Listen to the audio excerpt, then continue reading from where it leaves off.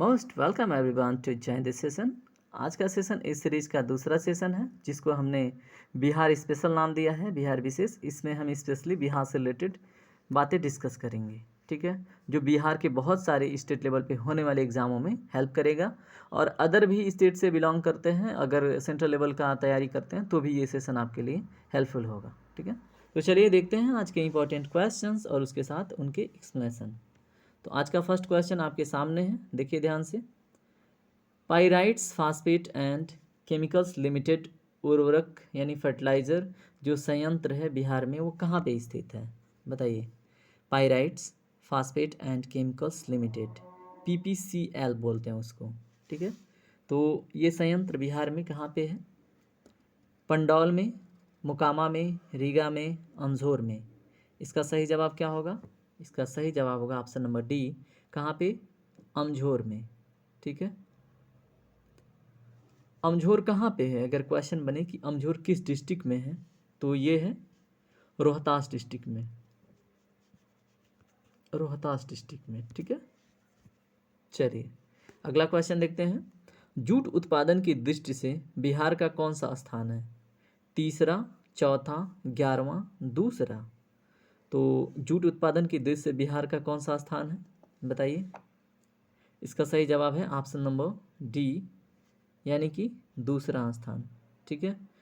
तो पता होना चाहिए, ठीक है। और अगर देखें हम, बिहार का एक पूर्णिया ज़िला है, ठीक है, वहाँ पे जूट की उत्पादन सर्वाधिक होती है। अगर हम बात करें कि बिहार में जूट का उत्पादन किस डिस्ट्रिक्ट में मैक्सिमम होती है, तो उसका नाम आएगा पूर्णिया, पूर्णिया डिस्ट्रिक्ट, ठीक है। पूर्णिया डिस्ट्रिक्ट में क्या होता है? मैक्सिमम जूट का उत्पादन होता है। जूट होता क्या है एक्चुअली, आपको पता है, बताइए। देखिए देसी अगर आप हैं, ठीक है, अगर आप लोकल से बिलोंग करते हैं, है ना, तो आप देखेंगे क्या कि एक गन्ने की तरह, मतलब उसमें से संडी निकलता था, ठीक है। तो उसको क्या करते थे, पानी में लोग रख देते थे कुछ दिन सड़ने के लिए, है ना। और उसके बाद से क्या होता था, उसके ऊपर की स्किन को, मतलब ऊपर वाले रेशेदार हिस्से को छुड़ा लेते थे और उसको क्या बनाते थे, रस्सी बनाते थे। उसी को जूट बोलते हैं, है ना। चलिए अगला क्वेश्चन देखते हैं। चंद्रगुप्त मौर्य के महल के निर्माण के लिए उपयोग की जाने वाली प्रमुख निर्माण सामग्री निम्नलिखित में से कौन सी थी, बताइए। बड़ा इंटरेस्टिंग क्वेश्चन है। मिट्टी, राख, ईंट, लकड़ी। तो इसका सही जवाब है ऑप्शन नंबर डी। अगर हम चंद्रगुप्त मौर्य के महल की बात करें तो उसमें मुख्य रूप से लकड़ी का उपयोग किया गया था, ठीक है। तो अच्छी बात है, ठीक है। अगर हम बात करें, ये जो महल की डिजाइनिंग थी और इसका निर्माण था, वो मतलब किस, मतलब सभ्यता या फिर किन महलों से, किस प्रकार की शैली से प्रभावित था, तो अचमे माइंड महलों से, ठीक है। क्या बोल रहा हूँ मैं? अचमे माइंड, अचमे माइंड महलों की जो कला शैली थी, उसी से प्रेरित होके, मतलब जो ईरान में, मतलब ईरान की बात करें, ठीक है, और ईरान का एक लोकेशन है जिसका नाम है पर्सेपोलिस, ईरान में, ठीक है। एक्चुअल में ये कला कहाँ पे थी, लकड़ियों से सुंदर भवन या महल बनाने की, तो ईरान में। ईरान का एक लोकेशन है, क्या नाम है उसका? पर्सेपोलिस, पर्सेपोलिस, ठीक है। तो पर्सेपोलिस लोकेशन में इस प्रकार के शैलियों का विकास हुआ था, शैलियों का, ठीक है, या फिर आर्ट क्राफ्ट बोल लें, है ना, या फिर स्टाइल बोल लें। तो अचमे माइंड महलों का अगर देखें, प्रेरणा कहाँ से लिया था चंद्रगुप्त ने? ईरान के पर्सेपोलिस, मतलब जो लोकेशन है वहाँ पे इस प्रकार की शैलियाँ भवन बनाने के लिए विकसित थी, ठीक है। इंपॉर्टेंट है, इसलिए इसको 3-4 बार रिपीट कर दिया। अब यहाँ पे महल की दीवारों की बात करें, ठीक है, उसकी नक्काशी किससे की जाती थी? मूर्तियों से की जाती थी, ठीक है। तो अगर हम बात करें चंद्रगुप्त मौर्य के महल की दीवारों का जो मतलब डिजाइनिंग था, है ना, और उस पर जो नक्काशियाँ हुई थी वो मोतियों से सजाई गई थी, ठीक है। स्तंभों का निर्माण राज्य के प्रतीक के रूप में उस समय किया जा रहा था, या फिर अगर कोई युद्ध जीत के आ रहा है ना, तो उसके उपलक्ष्य में इसको, या फिर उसके सम्मान के रूप में क्या किया जा रहा था, बताइए। स्तंभों का निर्माण, ठीक है। तो ठीक है ना, इतना जान लिए कम थोड़ी ना है। चलिए दोस्तों, अगर देखिए अभी तक इंटरेस्ट बना हुआ है, देख रहे हैं, एंजॉय कर रहे हैं, तो आपको पता है लाइक तो बनता है ना, है ना। चलिए ठीक है, लाइक से सब्सक्राइब तो आप कर ही देंगे, घर के हैं आप, है ना। चलिए अगला क्वेश्चन देखिए, बिहार में बूढ़ी गंडक किस शहर में गंगा नदी में मिलती है, बताइए। बड़ा इंटरेस्टिंग और इम्पोर्टेंट क्वेश्चन है। बूढ़ी गंडक की बात हो रही है, किस शहर में गंगा नदी में मिलती है? मुंगेर, लखीसराय, खगड़िया, अररिया। तो इसका सही जवाब क्या है, बताइए। इसका सही जवाब है खगड़िया में, यानी कि ऑप्शन नंबर सी। तो बूढ़ी गंडक, मैं बूढ़ी गंगा बोल रहा हूँ, है ना।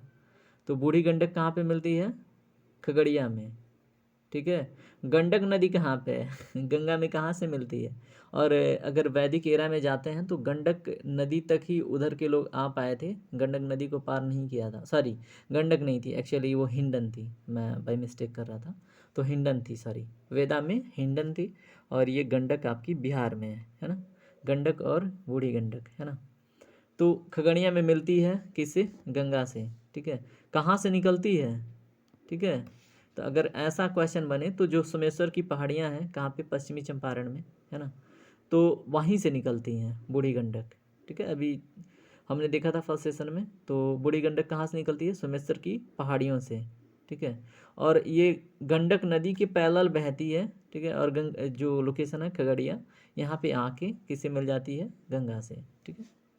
तो देखिए, अगर किसी टॉपिक को, किसी मतलब बात को हम रिपीट कर रहे हैं, इसका मतलब उसी समय उसको याद कर लीजिए आप, बार बार देखने की आवश्यकता ना हो। देखना हो तो एक बारी क्विक वीडियो का स्पीड बढ़ा के आप देख लीजिए, ठीक है। बिहार के मिथिला क्षेत्र के ओइनवार वंश का अंतिम शासक कौन था? क्वेश्चन है, यहाँ पे वंश इंपॉर्टेंट है, ओइनवार वंश, इस पे फोकस कीजिएगा। और बात हो रही है अंतिम शासक की, तो कौन था? नाथ कुठार, लक्ष्मण ठाकुर, रामभद्र देव, लक्ष्मीनाथ सिंह देव। इसका सही जवाब क्या है? इसका सही जवाब है लक्ष्मीनाथ सिंह देव, यानी कि ऑप्शन नंबर डी, ठीक है। तो इनके विषय में हम थोड़ा सा जानेंगे, तभी तो हमारा कंप्लीट होगा टॉपिक, है ना। तो अगर हम बात करें ओनिवार राजवंश की, ठीक है, तो उससे जुड़ी कुछ इंपॉर्टेंट बातें हम जान लेते हैं, ठीक है। तो अगर हम बात करें कि इसको और किस नाम से जाना जाता है, तो इसको सगौना राजवंश के रूप में भी जाना जाता है, ठीक है। सगौना सगौना राजवंश के नाम से भी ओइनवार वंश को जाना जाता है, ठीक है। और क्या है, इनका शासनकाल कब से कब तक था? तो 1325 से 1526 तक। कब से? 1325 से लेके 1526 तक, ठीक है। तो ये भी इम्पोर्टेंट है, इसे भी जान लीजिए। और इसकी खासियत क्या थी, अगर हम बात करें, ठीक है, कि इसकी जो सबसे महत्वपूर्ण या फिर सबसे इम्पोर्टेंट या सबसे मतलब इसी की वजह से ख्याति प्राप्त हुई, ठीक है, उनका नाम क्या था? उनका नाम था जयपति ठाकुर, ठीक है। क्या नाम था? जयपति जयपति ठाकुर, ठीक है। तो इनको तो मत भूलिएगा, अगर ओइनवार वंश आता है तो जयपति ठाकुर जी आपके सामने आएंगे, ठीक है।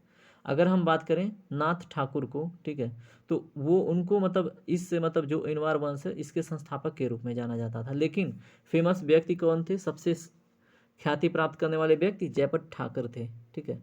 और ये नाथ ठाकुर हैं, ये क्या थे? ओइनवार वंश के संस्थापक थे, ठीक है। तो जयपति ठाकुर और नाथ ठाकुर दोनों को याद रखिएगा, और लक्ष्मण नाथ सिंह देव को भी। क्यों? क्योंकि ये थे एल, यानी कि लास्ट। और नाथ ठाकुर कौन थे? एफ, यानी कि फर्स्ट, ठीक है। और ये कौन थे? जयपति ठाकुर क्या थे? फेमस थे, इनको भी हम दे देते हैं F2, ठीक है।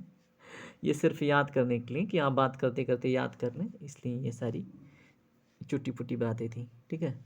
और इसमें सबसे इम्पोर्टेंट बात क्या है, वो क्या थे, किस मतलब धर्म से किस जाति से बिलोंग करते थे?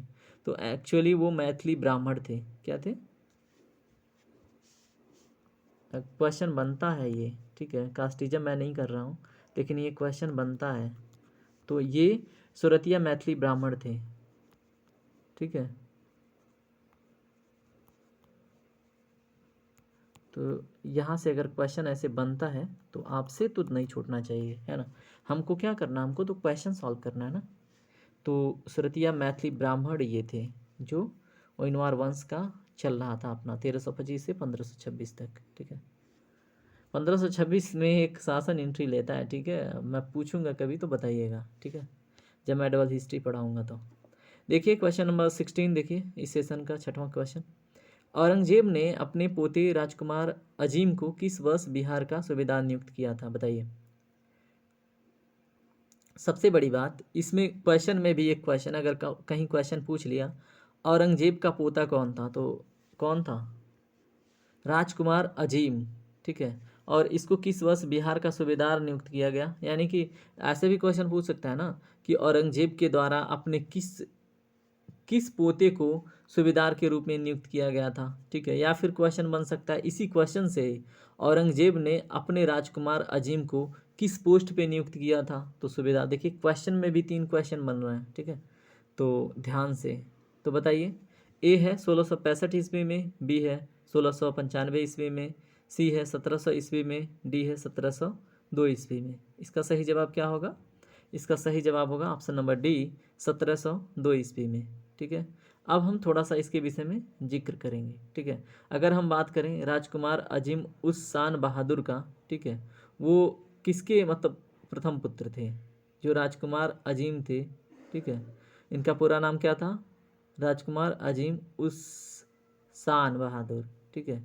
ये शाह प्रथम जो थे, ठीक है, उनके पुत्र और औरंगजेब के क्या थे, पोते थे।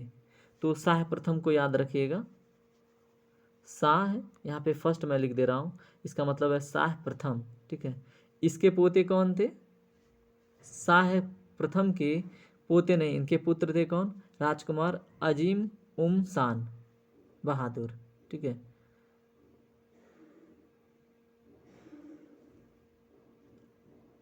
किसके पोते थे हमने ये पूछा, वो औरंगजेब के पोते थे, कौन, राजकुमार अजीम शान बहादुर, ठीक है।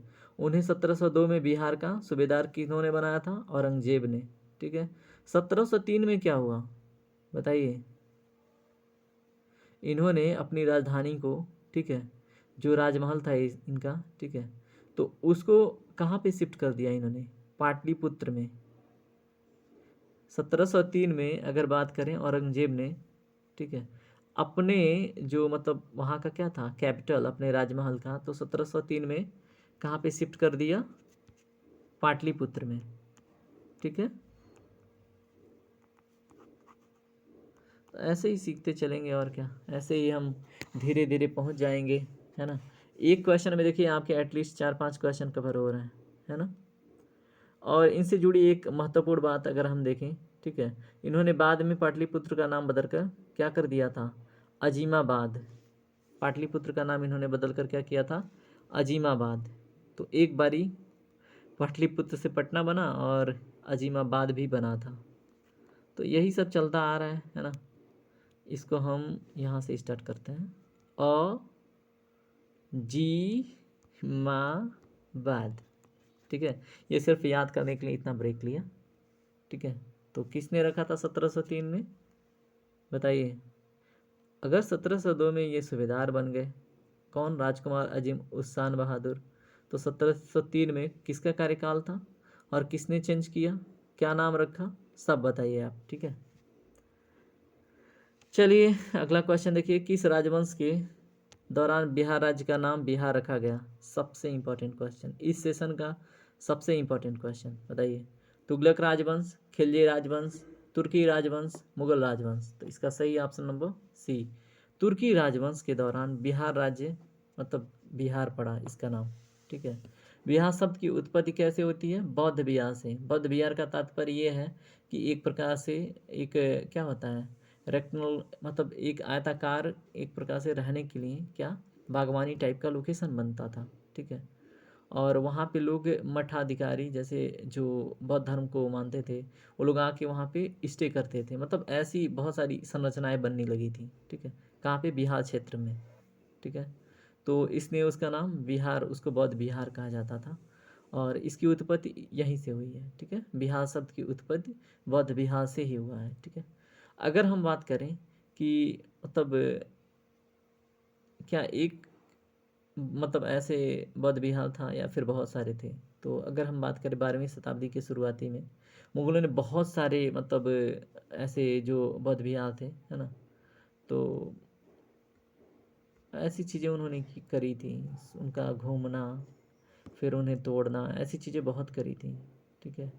और काफ़ी दुखदाई था वो मोमेंट। 12वीं शताब्दी के शुरुआती मुगलों ने क्या किया था, बिहारों को बिहार कहना शुरू कर दिया। और कुछ लोग अच्छे थे तो उन्हें मतलब क्या करते थे, एम्पावर करते थे, उन्हें मजबूत बनाते थे और प्रोत्साहित करते थे ऐसे कार्य के लिए, और कुछ लोग उसी को तोड़ फोड़ करते रहते थे, ठीक है। चलिए देखते हैं अगला क्वेश्चन। आपको ये बताना है निम्नलिखित में से कौन सी नदी मधुबनी क्षेत्र के दरभंगा में कोसी में मिलती है, ठीक है। तो ए है पुनपुन, बी है बागमती, सी है कमला, डी है सकरी। तो इसका सही जवाब क्या हो जाता है बताइए। बहुत इंपॉर्टेंट क्वेश्चन है। इसका सही जवाब है ऑप्शन नंबर सी कमला, ठीक है। तो कमला नदी को याद रखिएगा, ठीक है। तो जो नदी है मधुबनी क्षेत्र के दरभंगा में कोसी में मिलती है वो है कमला, ठीक है। किस में मिलती है, दरभंगा में, लोकेशन है दरभंगा, ठीक है। और किस नदी है, किस नदी से मिलती है, कोसी से, ठीक है। और दरभंगा लोकेशन कहाँ पे है, देखिए यहाँ पे एक ही क्वेश्चन में कई सारे क्वेश्चन हैं, उसी को मैं तोड़ के आपको बता रहा हूँ कि फोकस करूँगा, पॉइंट आउट करूँगा, तो आपके दिमाग में चीज़ें लंबे समय तक टिकी रहेंगी। तो जो दरभंगा है वो मधुबनी डिस्ट्रिक्ट में है, और दरभंगा में कोसी से मिलती है कौन, कमला नदी, ठीक है।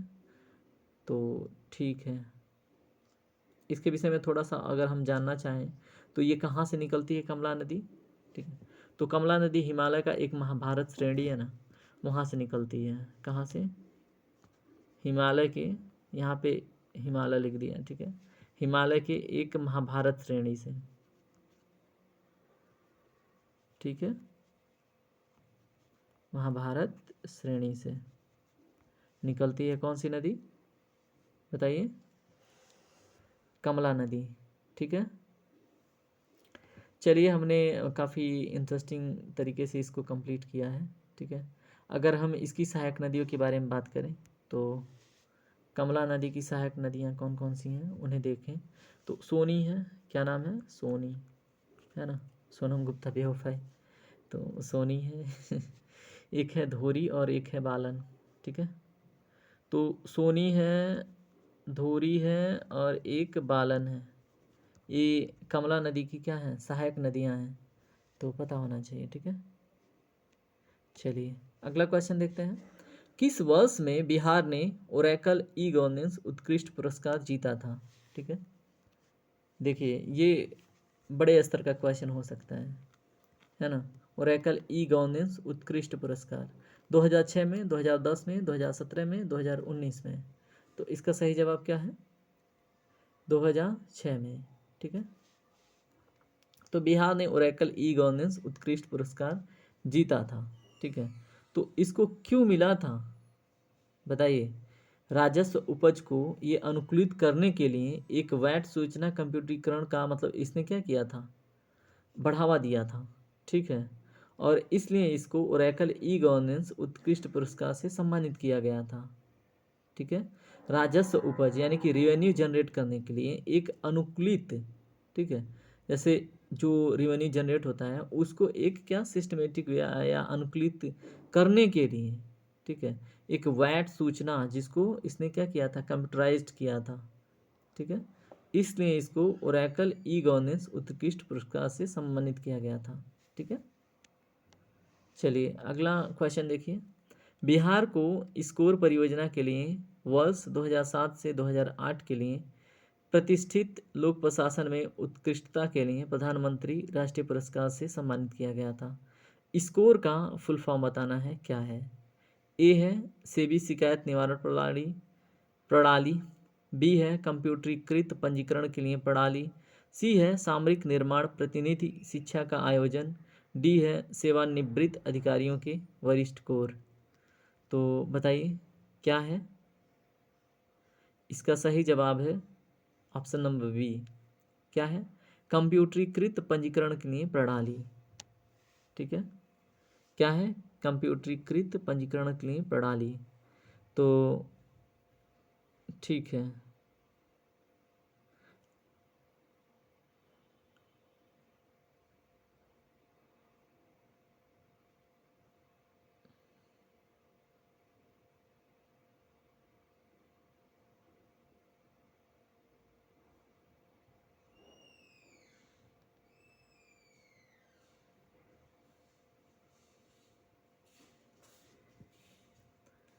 चलिए, आई थिंक ये सेशन यहीं पे कंप्लीट होता है ना।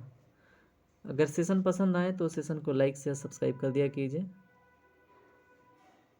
होप कि आप कर देंगे, है ना। चलिए ठीक है, थैंक यू वेरी मच।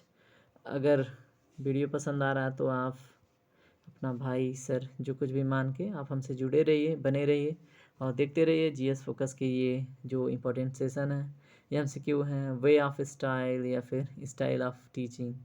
ठीक है, तो सारी चीज़ों को देखिए क्या है, कैसे है, इंटरेस्टिंग है तो अच्छी बात है ना। चलिए, टेक केयर, राधे राधे, आपका दिन शुभ हो, बाय बाय। पढ़ते रहिए, मोटिवेटेड रहिए।